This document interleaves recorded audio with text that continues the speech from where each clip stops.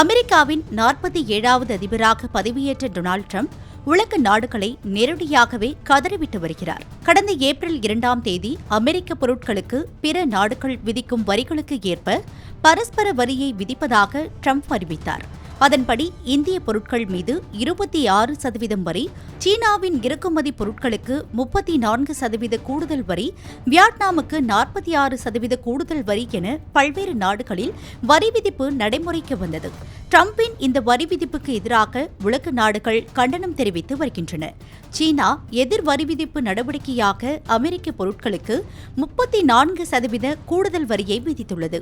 இதனால் உலக நாடுகளுக்கு மத்தியில் வர்த்தக போர் தொடங்கியுள்ளதாக பார்க்கப்படும் நிலையில் டிரம்ப் தொடங்கியுள்ள இந்த வர்த்தக போரால் உலக பங்கு சந்தைகளில் கடுமையான சரிவு ஏற்பட தொடங்கியுள்ளது. கடந்த வியாழக்கிழமை ஒரே நாளில் எலான் மஸ்க் உள்ளிட்ட உலகின் முதல் 500 பணக்காரர்கள் ஒட்டுமொத்தமாக $208 பில்லியன் இழந்தனர்.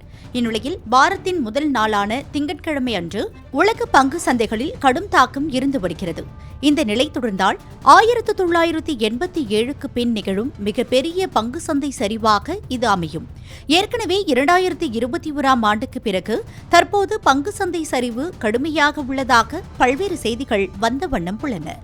ஆசியா முழுவதும் பங்கு சந்தைகள் சரிவை சந்தித்துள்ளதால் ஸ்ட்ரெய்ட்ஸ் டைம்ஸ் குறியீடு 7.37% சரிந்துள்ளது. இந்நிலையில் அமெரிக்க மற்றும் உலகளாவிய சந்தைகளில் ஏற்பட்ட கூர்மையான சரிவுகள் தனது வர்த்தக வரிகள் பயனுள்ளதாக இருப்பதை காட்டுவதாக அமெரிக்க அதிபர் டொனால்டு டிரம்ப் கூறியுள்ளார். இது தொடர்பாக புளோரிடாவில் செய்தியாளர்களிடம் பேசிய அவர், சில நேரங்களில் எதையாவது சரி செய்ய மருந்து எடுத்துக்கொள்ள வேண்டியிருக்கும் எனவும், தனது வர்த்தக பங்காளிகள் பேச்சுவார்த்தை நடத்த ஆர்வமாக உள்ளதாகவும் குறிப்பிட்டு பேசியுள்ளார்.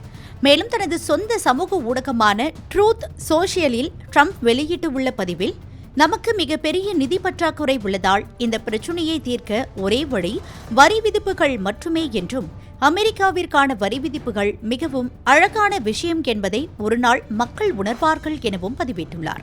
அமெரிக்க வரி விதிப்பால் பங்கு சந்தையின் இன்றைய வீழ்ச்சி தொடக்கம்தான் என்றும், இது எப்படி மாறும் என தெரியவில்லை என்றும் பங்கு சந்தை நிபுணர்கள் கூறுகின்றனர். இதனால் அமெரிக்க கருவூலம் போன்ற பாதுகாப்பான வர்த்தகத்தில் முதலீட்டாளர்கள் இறங்கியுள்ளனர். உலக அளவில் பொருட்களின் விலை குறைந்துள்ள நிலையில் கச்சா எண்ணெய், தங்கம், வெள்ளி ஆகியவற்றின் விலையும் குறைந்துள்ளதால் பொருளாதார மந்தநிலை ஏற்படும் சூழல் உண்டாகியுள்ளது.